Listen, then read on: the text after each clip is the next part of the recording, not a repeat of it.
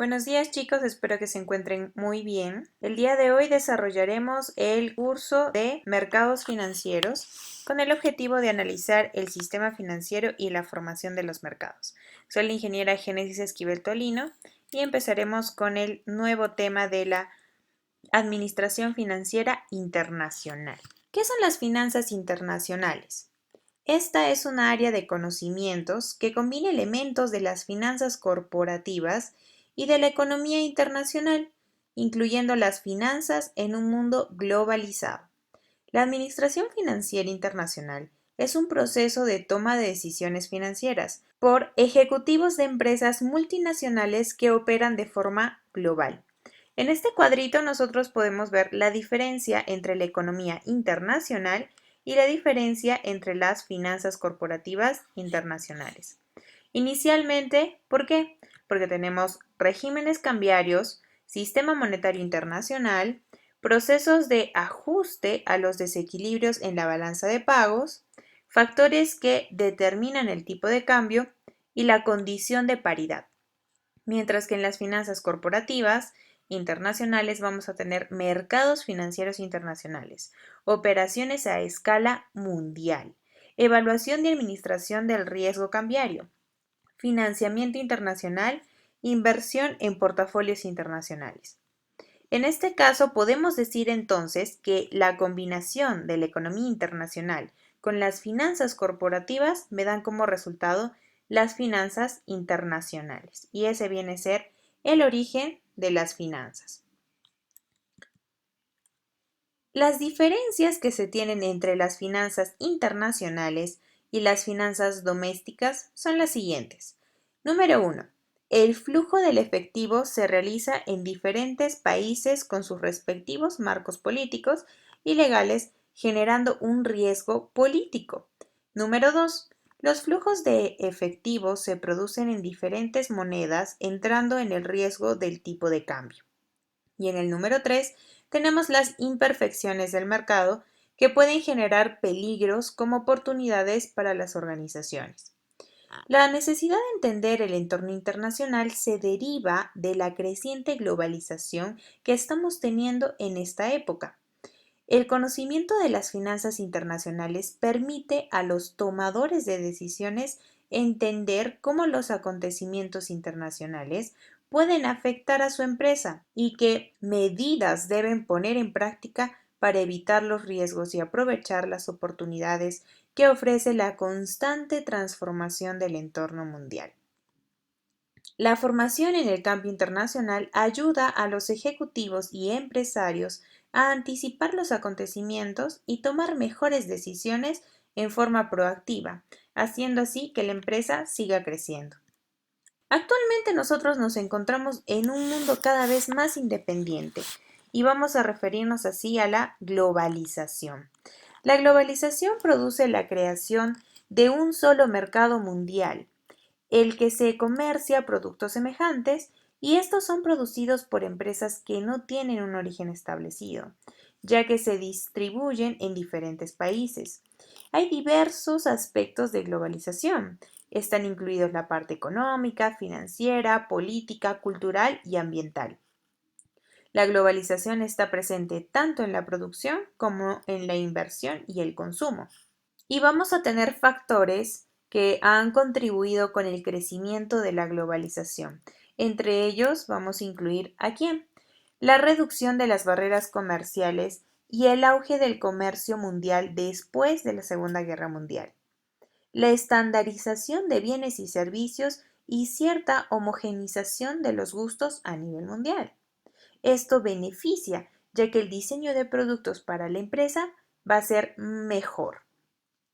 El encogimiento del espacio geográfico, las mejoras en telecomunicaciones y transportes han reducido de manera sustancial las tarifas de larga distancia, los costos y los tiempos de los viajes internacionales, así como los costos de los fletes aéreos y marítimos. El mundo prácticamente parece más pequeño. El colapso del sistema comunista y el fin de la Guerra Fría, el movimiento mundial hacia el liberalismo, factor relacionado con el punto anterior obviamente, la democracia en el ámbito político, y el libre mercado en lo económico. Esta tendencia implica la reducción del papel del Estado en la economía y la creciente privatización de la misma.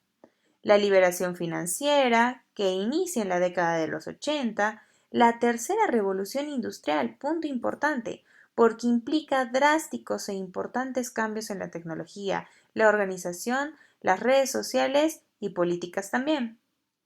La creación de la Unión Económica Europea, la entrada de China a la Organización Mundial de Comercio y su creciente papel en el comercio internacional.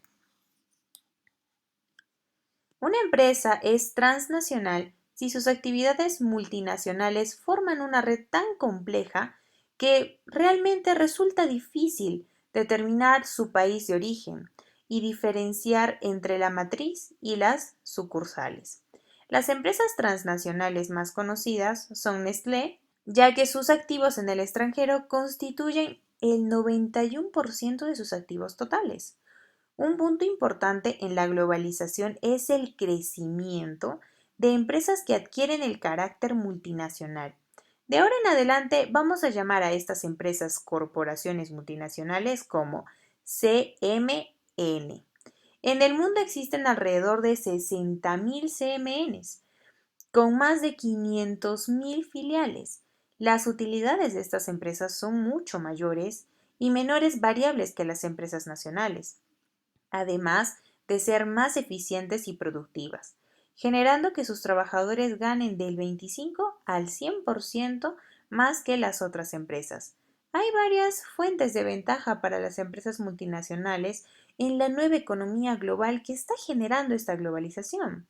Aquí tenemos algunas. En primer lugar, un mercado de mayor tamaño permite aprovechar las economías de escala y las economías de alcance, bajando los costos y aumentando las utilidades. En segundo, tenemos los desfases en los ciclos de negocio en diferentes países que proporcionan los beneficios de la diversificación, lo cual va a reducir el riesgo que tiene una empresa internacional. El tercero, el acceso a fuentes de financiamiento más baratas y diversificadas reduce el costo de capital. Y por último, tenemos la presencia en varios mercados, va a permitir acumular un mayor conocimiento de las nuevas modas, tecnologías y formas de administración. Las empresas multinacionales son más flexibles y eficientes y tienen un mayor potencial de crecimiento gracias a su capacidad de respuesta frente a los conflictos que ésta tiene que enfrentar a nivel mundial. Por lo tanto, tiene que tener especialistas en lo que es una administración financiera internacional. En el siguiente cuadro, nosotros podemos ver en esta tabla las empresas más grandes del mundo en el 2012, sacada de la CNN Money. El comercio internacional de mercancías en la modalidad más antigua de los negocios internacionales era muy importante. Sin embargo, en la actualidad las nuevas formas son mucho mejores, como la venta de licencias y franquicias, adquisiciones e inversión directa. La globalización genera una aceleración en el crecimiento económico. Entre 1914 y 1950 se obtuvo el peor desempeño económico, cuando había un fuerte retroceso en la globalización. Al contrario, fecha importante, el mejor desempeño económico se dio en el periodo de 1950 y el 2008, casi paralelamente al proceso globalizador. En virtud a una exitosa inserción en la globalización, los países de Asia, que hace 40 años, hacia aquí, eran de los más pobres, aceleraron su crecimiento económico y redujeron la pobreza, y lograron elevar los niveles de bienestar. Al mismo tiempo, avanzaron en los procesos de democratización, protección del ambiente y mejoramiento de las condiciones laborales. En cambio, los países como América Latina y África, que seguían modelos de proteccionismo y estatismo, se quedaron rezagados, sin capacidad de resolver sus problemas económicos y sociales y en un entorno de crisis permanente. Prácticamente se quedaron atrás. Lo que necesitan los países pobres no es dar marcha atrás hacia el populismo o el casismo, sino acelerar sus procesos de modernización e inserción en la economía global. A nivel macroeconómico, la inserción de la economía global tiene ventajas. ¿Y cuáles son? En la primera, podemos tener la competencia por la inversión extranjera, que favorece la estabilidad macroeconómica, la baja inflación, las finanzas sanas e instituciones financieras sólidas. Todo esto desalienta la fuga de capitales, fomenta el ahorro y la inversión y acelera todo el crecimiento económico. En segundo lugar, tenemos las políticas de apertura al exterior, impulsan la competencia, la productividad y la eficiencia en las asignaciones de los recursos. En tercer lugar, tenemos la transferencia del conocimiento. Este puede ser científico, tecnológico y administrativo. Es mucho más rápida que hace años atrás. La tercera viene a ser la necesidad de mantener la competitividad internacional que favorece las reformas estructurales, la inversión en infraestructura y capital humano y el fortalecimiento de las instituciones. Ahora vamos a hablar un poquito de historia en cuestión a lo que fue la crisis financiera global del 2008 al 2009. Para evitar una prolongada recesión después de que estalló la burbuja especulativa de los dot-coms en el año 2000, el Banco de Reserva Federal aplicó una política monetaria exageradamente expansiva. Las tasas de interés bajaron al 6% en el 2001 a menos del 2% en el 2004, y el crédito se volvió muy accesible. Las instituciones financieras contaron con un exceso de liquidez y era cada vez más difícil obtener utilidades. El dinero abundante y la ingeniería financiera contribuyeron al boom de las hipotecas de baja calidad. Los bancos que otorgaban créditos hipotecarios no los mantenían en sus libros, sino formaban instrumentos financieros, que después vendían en los mercados financieros. Dado que pasaban el riesgo de incumplimiento a otros inversionistas, se volvían cada vez más descuidados en aplicar los criterios de otorgar créditos, al no haber un número suficiente de sujetos de crédito. Los bancos tenían que inventarlos. El enganche típico bajaba constantemente hasta llegar al 0%. La información acerca de la situación financiera de los que solicitaban el crédito no era debidamente comprobada, y los créditos se otorgaban a tasas variables. Las tasas iniciales eran bajas para atraer a los deudores potenciales y después eran ajustadas al alza. Todo esto funcionaba mientras que los precios de los bienes raíces seguían subiendo. En 1997 y el 2006, el precio de una casa promedio se triplicó y en el 2004 las tasas de intereses empezaron a subir. En el 2006 los precios de las casas empezaron a bajar. Muchos deudores declararon su incapacidad de pago y las instituciones financieras que tenían las obligaciones basadas en hipotecas vieron que sus reservas se reducían peligrosamente. La crisis se inició en septiembre del 2008, cuando las dos grandes agencias hipotecarias federales, la Fannie Mae y Freddie Mac, las que iniciaron esta bursatilización de las hipotecas, tenían que buscar el rescate del gobierno. Los mercados financieros entraron en pánico y se volvió obvio que tanto Lehman Brothers y Merrill Lynch quebrarían. El gobierno intervino para que Bank of America comprara Merrill Lynch, pero no hizo nada para ayudar a Lehman Brothers, que se declaró en bancarrota. La quiebra de Lehman Brothers no solo provocó pánico financiero, sino también desató una reacción en cadena de quiebras sucesivas, y esto obviamente realizó un efecto en dominó. El gobierno se vio obligado a rescatar una compañía que aseguraba los créditos contra el riesgo de incumplimiento. Fue entonces el rescate financiero más grande realizado hasta la fecha. Los mercados de dinero y los créditos bancarios se congelaron.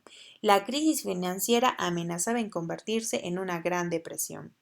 El Departamento del Tesoro, que dedicó 700 MMD al programa de compra de activos tóxicos para apuntalar al sistema financiero, y el Banco de Reserva Federal inició un programa de expansión monetaria sin precedentes. La enorme expansión fiscal y monetaria logró frenar el pánico y evitar una gran depresión. Lo que sí tenemos es una gran recesión que está todavía lejos de concluir. Se necesitará aún de unos cuantos años para reducir la deuda pública y privada a niveles manejables y reanudar un crecimiento sano. En el 2012, el PBI de los Estados Unidos es apenas el 1.7% mayor que en el 2008. En el caso de otras recesiones, 5 años después de su inicio, el PBI era entre 12 y 15% mayor. Vamos a enumerar algunas de las causas que generaron esta crisis y son las siguientes. El endeudamiento excesivo por parte de los bancos y los consumidores. Política monetaria exageradamente excesiva. Desreglamentación excesiva de los mercados financieros y fracaso de las agencias reguladoras de detectar la acumulación del riesgo. Falla de las agencias calificadoras del riesgo de evaluar la calidad crediticia de diferentes instrumentos financieros. Uso inadecuado y exagerado de ingeniería financiera para ocultar el riesgo en vez de administrarlo. Tamaño excesivo de las instituciones financieras que se volvieron demasiado grandes para fallar y tuvieron que ser rescatadas con el dinero público. Interconexión e interdependencia de las instituciones financieras en todo el mundo. La crisis de la deuda soberana, sobre todo en Europa. El endeudamiento excesivo reduce la capacidad de los gobiernos de aplicar políticas anticrisis. Podemos decir entonces que la crisis financiera global del 2008 demostró que la liberación del sistema financiero que se inició en la década de los 80 fue demasiado lejos y que tanto el sistema financiero mundial como el mismo sistema capitalista requiere una nueva reforma. Muchas gracias por su atención y eso ha sido todo por el día de hoy. Nos vemos para la siguiente clase. Cuídense mucho.